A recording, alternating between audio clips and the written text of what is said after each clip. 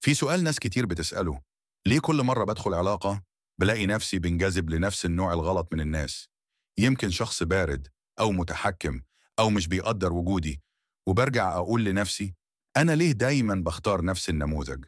الحقيقة يا صاحبي إن الانجذاب مش صدفة. الانجذاب بيبدأ من جوه، من اللاوعي. أوقات كتير إحنا بننجذب للي بيدينا إحساس مألوف حتى لو كان مؤذي.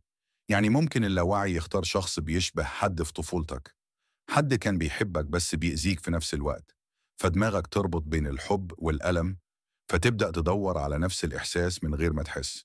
وطبيعي جدا إنك متلاحظش ده لأنك بتشوفه انجذاب، بس هو في الحقيقة إعادة للمشهد القديم، زي كأنك بتحاول تصلح حاجة حصلت زمان من خلال شخص جديد.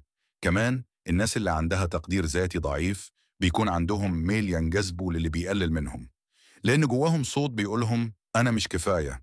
فلما حد يعاملهم على الأساس ده بيحسوا إن ده الطبيعي. والأغرب إن العقل ساعات بيفضل العلاقة اللي فيها دراما وصعود وهبوط عن العلاقة الهادية والمريحة، لأن الدوبامين بيشتغل وقت التوتر أكتر، فبنفتكر إننا واقعين في حب قوي، لكن هو في الحقيقة إدمان مشاعر، مش حب حقيقي. اللي بيحصل إنك محتاج توقف لحظة وتسأل نفسك: أنا بنجذب لمين؟ وليه بنجذب له؟ هل الشخص ده بيريحني ولا بيخليني أرجع أعيش نفس الجرح القديم؟ العلاقات الصحية مش بتوجع، مش لازم تكون حرب عشان تكون حب. ولما تبدأ تحب نفسك بجد هتلاقي إنك مش بتنجذب للي بيأذيك، هتنجذب للي بيطمنك، للي وجوده بيهديك مش بيكسرك. في النهاية اللي بننجذب له هو انعكاس للي جوانا.